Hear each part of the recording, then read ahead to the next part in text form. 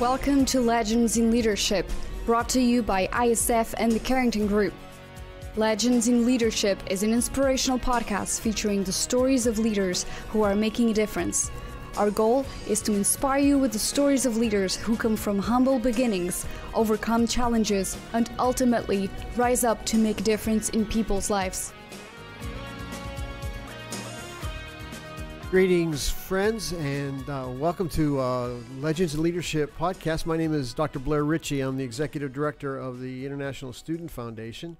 I usually have a couple co-hosts with me, but Tyler Tallman and Jason Smith, who are family officers with the Carrington Group, are off doing family officer stuff, and will be back with me next week. But we're going to continue the pattern that we've kind of established on this fun little podcast, and we start out with a little leadership trivia question. So I'm going to throw it out there and let everybody ponder it, and I'll come back at the end to kind of fill in the answer for it. If you lived in the 19th century and you were a woman, you faced an uphill battle to get access to quality education, and that's especially true if you had any kind of love for the sciences. But this legendary leader overcame all of those obstacles to become one of the great scientists, great healers of the 20th century. Every time that you break a bone and need an x-ray, you can thank this Polish woman who inspired the world and was twice awarded a Nobel Peace Prize. Do you know who this legend in leadership was? I'll be back at the end of the program with the answer to that one. I am really jazzed today about our guest. With me today is Karen Piro. Karen is an independent national sales director emeritus with Mary Kay Cosmetics. I love that title. Most people get retired. You get to be a member of the Maritime community, and that's awesome. But Karen has had a wonderful career with Mary Kay. Prior to that, she was an educator. And 1975 joined Mary Kay, and didn't take her very long to get her directorship. Within 10 years, you were national sales, which is the highest field office. And Karen has the distinguished achievement of having a Mary Kay record for the most years in Mary Kay's inner circle, 24 years, and became part of the Maritime community a few years ago when she retired. So welcome. Thank you for joining us. I'm so happy to be here. I was so looking forward to this. Well, this will be fun. Yeah. We love just finding out how you got to be you, and so let's go back in your journey. Share a little bit about some of those formative influences that are still part of who you are today. Well, that goes back a long time. Okay. I would say first and foremost is your family. I think that's always a big influencer, and I came from great parents who believed I could do anything, and were leaders in their community and involved, and I think that was my first indicator that you should give back to your community. And then went to Michigan State, graduated, and became a second grade teacher. And then at age 25, I really wasn't looking for anything, because back at that time, the only really female role models I knew were teachers or nurses. There were a couple lawyers, but that was basically it. So I didn't really even know what I was looking for, expecting, other than I thought it would be fun to find something exciting and have my own hours and do some traveling, but I didn't think anything like that existed. So I really wasn't looking for anything. But as it happened, I was invited to a Mary Kay skincare party. And the one that was leading the presentation asked me if I'd be interested in being a consultant. And I said, well, no, I have a full-time job, and my husband travels a lot, and I'm busy, and winter's coming. It was Iowa, and no, I'm not interested. But the gal was persistent, and boy, that's an important thing to be in your life, is persistent and have good follow-up. And she followed up on me and said she wanted her director to meet me, and could I stop for coffee? Well, the interesting thing about that was this gal I'm speaking of was Mary Hart, and she went on, she got a divorce and moved out to Hollywood and started the E.T. Entertainment Tonight TV program. Sweet. She was one of the founders of that. she later came back actually to do some voiceovers for some of the Mary Kay videos later on. But I just liked her. She had a great personality, and I connected with her, and so therefore I was open to listening to what she had to say. And when I heard the Mary Kay marketing program, I thought, wow, this is fantastic. I could be my own boss and have my own hours and do some traveling and build my organization as big as I wanted, as hard as I was willing to work. There was no ceiling, and so I actually went and showed it to my husband, who was a business graduate, and he said, this is fantastic. You'd be silly not to try. What have you got to lose, and how do you know unless you try if you could even do it? Because I'd never sold anything before. And so I decided to just give it a try part-time while I had my full-time job. And I fell in love really with the company, the principles of the company. Mary Kay, the founder, what a woman. Her philosophy was faith first, family second, career third, and treating other people the way you want to be treated, and just being able to become anything you wanted to be. Anything was possible if you were willing to work for it. So I loved all of those things and bought into the whole concept, and just started doing what she said, which was selling the product and offering the opportunity to those who were interested, and started building and growing. And gosh, after that, we moved 2 or 3 times with my husband's position, but I didn't have to start over because there are no territories with Mary Kay. So it's been a lifelong love of being able to move and do what was right for our family, and yet not having to give up all the things that I'd worked hard for. Well, you've enjoyed a lot of success in that and reaped the benefits of that. So way to go on that. Sometimes people will look at that and think that graph just goes up and straight on the right, but we all know life doesn't come that way, and there's the challenges along the way. So let's talk a little bit about in the journey that you have had with Mary Kay. What were some of the bigger challenges that you had to figure out and overcome? I think, when I think about obstacles and challenges, one thing I've learned is that obstacles are only really important when you're taking your eye off the goal. And if you're just concentrating on where you're going, the obstacles become less important. But in my particular case, I think there are internal obstacles and external obstacles. My internal obstacles were, one, a lack of confidence because I'd never sold anything, and I had a big learning curve to go through. And secondly, I suffered since I was 20 from chronic migraine headaches, and so that has a tendency to take you back a few steps, especially before migraine medicines were invented. It was just basically laying in a dark room for 2 to 3 days till it passed. So that was a big interruption. And then I think the external was when I started in Mary Kay, nobody knew the company. It was only 13 years old. And so if I wore my Mary Kay pin, they thought it was my name. So I gave that up. So it was just building a reputation and just pretending I was the company, and that was sort of an external one. And then later on, a big obstacle was that we were a 2-career family where we both traveled, and our babies were both born after I started Mary Kay, 2 children. And so trying to juggle 2 high-performance careers and travel and be the best kind of parents that we wanted to be. So those were my biggest obstacles. Those are significant. I love the story of Mary Kay in the sense of empowerment of women. And when you first started, and you talked about there weren't many role models, and then you fast forward that to today, and the changes. And it seems to me like there are people who politicize a lot of things with women and feminism. But underneath all that rarely does much good. There is indeed organizations and businesses that invest and make possible for women to move forward. And talk a little bit about what you've seen in terms of your journey with regards to the empowerment of women and the opportunities that women have had, and the influence Mary Kay's been on that. Yes, there just weren't that many. And I remember thinking, do I really want to be a part of a company that's all women? I mean, I've been around women. I've seen the backstabbing and the talk in the teacher's lounge, and you don't want to walk down the hall. You're afraid they're going to talk behind your back. And so I really wasn't sure. But what I came to find out that is when we were all going in the same direction, and our advancement depended on other people becoming successful is a whole different story.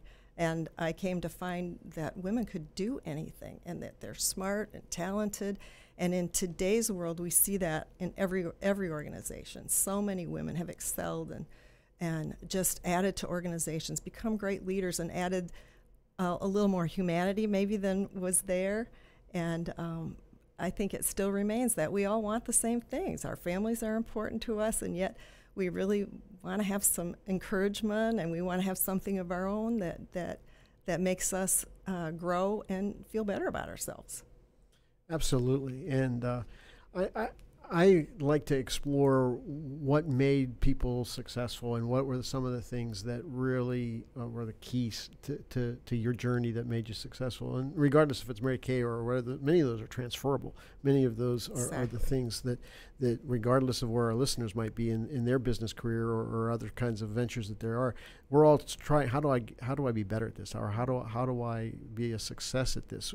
What are some of those things that you found to be just absolutely essential to your story?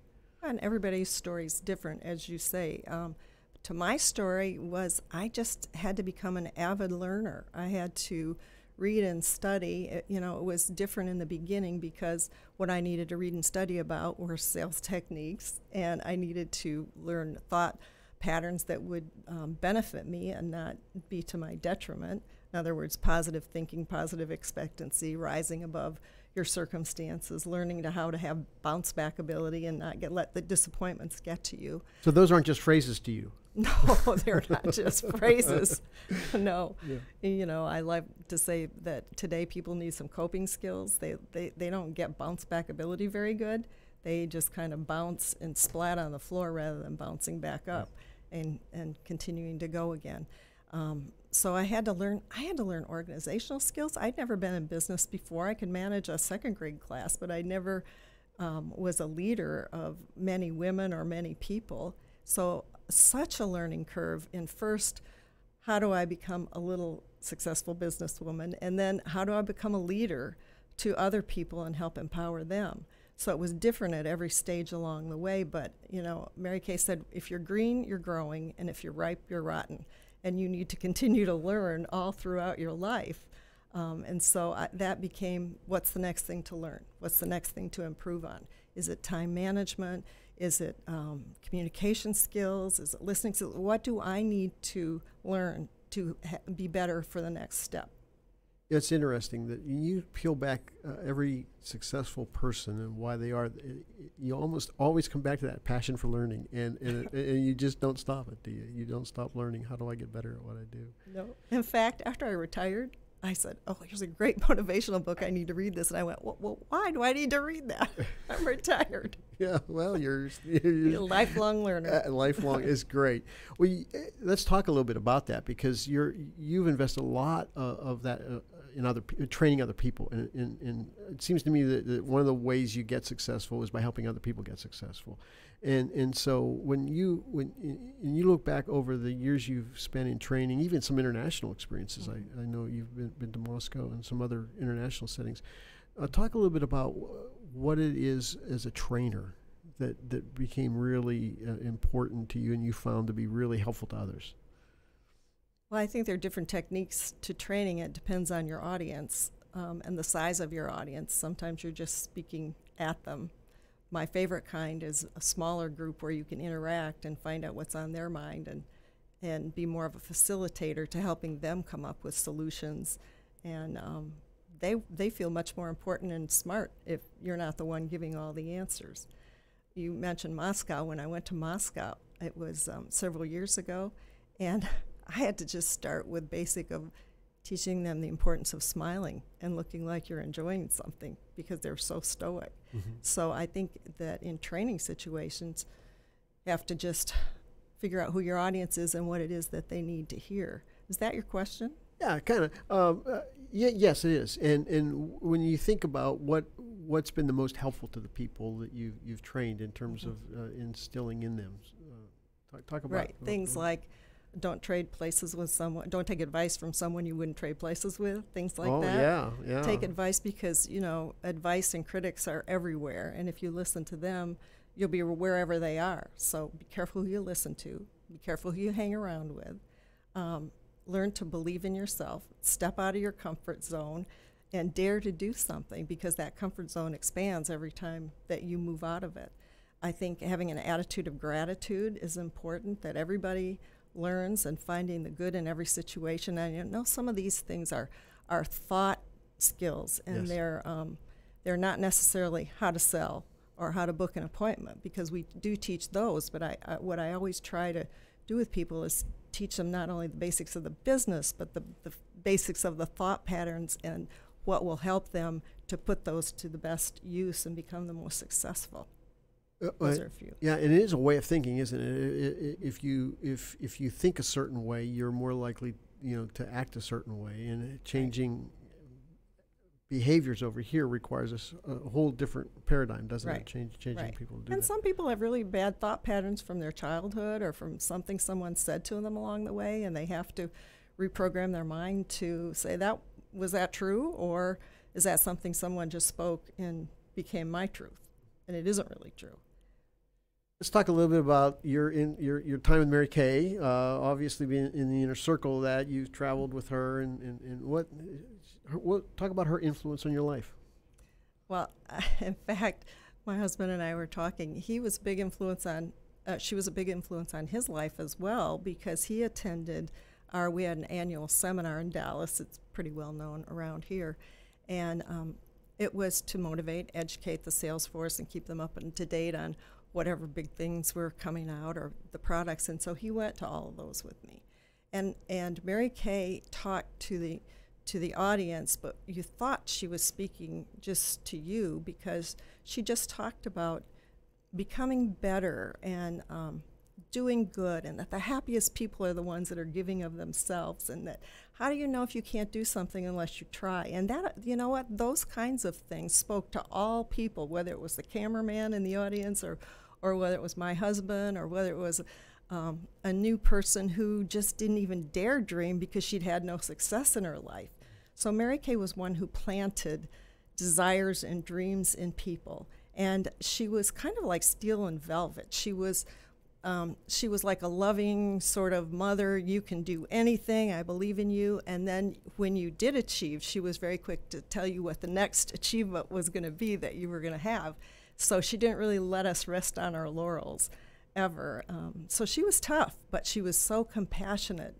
And I learned from her how to inspire people, how to be a leader, how to care about people. She not only talked about it, but she emulated it in her own life. So, I mean, the stories could go on, because, yes, I did get to sit in meetings with her and travel with her, and she had the best sense of humor. She was just a firecracker in the humor department and could really relate with anyone. So sounds like a very contagious personality that influenced all that. That's great. You mentioned a little bit about when you started out, you were a young wife and mom, and not even a mom yet. Yeah, okay, not even a mom yet, and then kids come along, and I'm sure all of us struggle with that balance of how do I go after my dreams and my career, and how do I have this marriage over here, make it work? How do I have these kids on?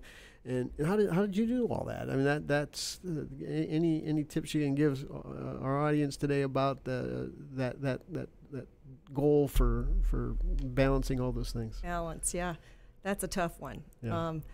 And it's something we all strive for all the time. But I think that if you can have harmony in your house, sometimes the balance. I mean, sometimes I worked more than I was with my family, and then there were a lot of times I was with my family more. So if it balances out in the long run, I think that you have it. You also have to be wherever you are, be there. If you're with your family, be with your family. If you're with your career, be with your career. And children like to know schedules and what's happening when. And so if you give them some sort of semblance of order, they thrive in that.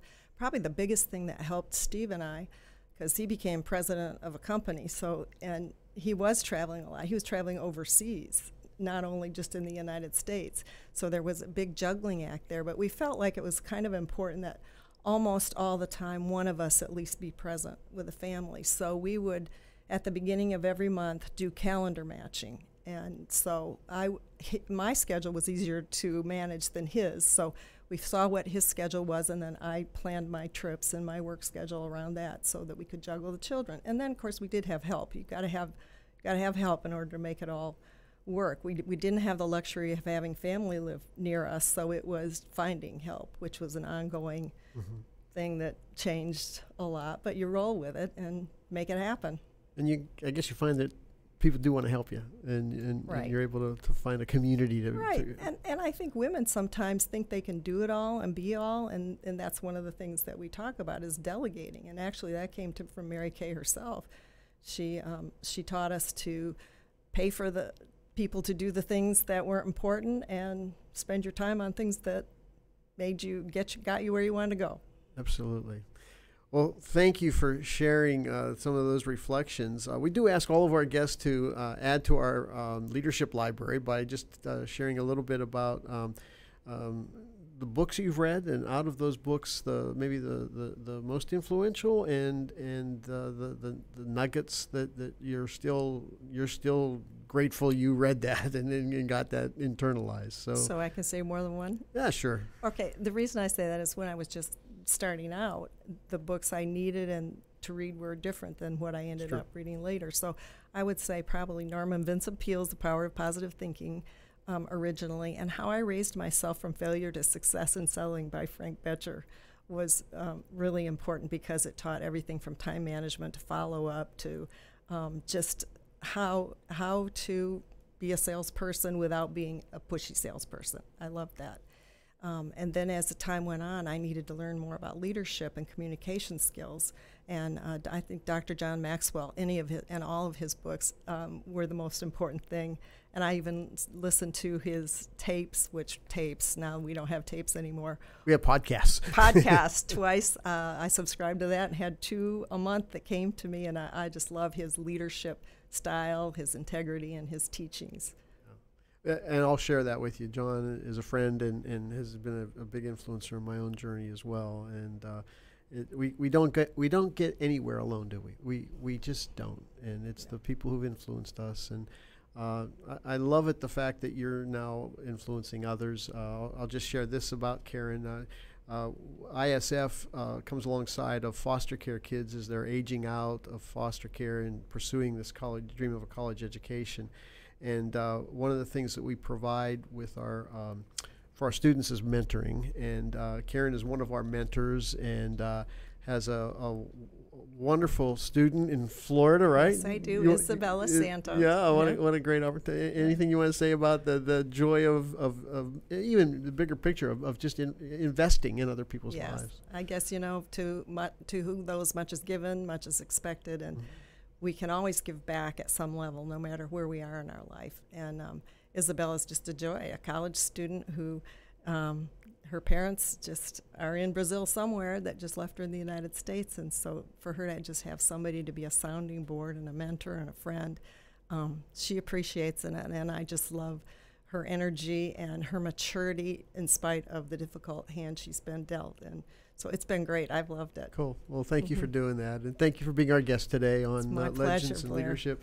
I'll circle back to our little trivia question. We asked, I guess some of our themes have been about women who've made a difference in the world. And back in the 20th century, if you today have ever had an X-ray, then you can thank Marie Curie and her influence and the leadership that we still benefit by. And thank God for all of the women who really cut through some barriers to really make a difference in the world today. We're all blessed by that.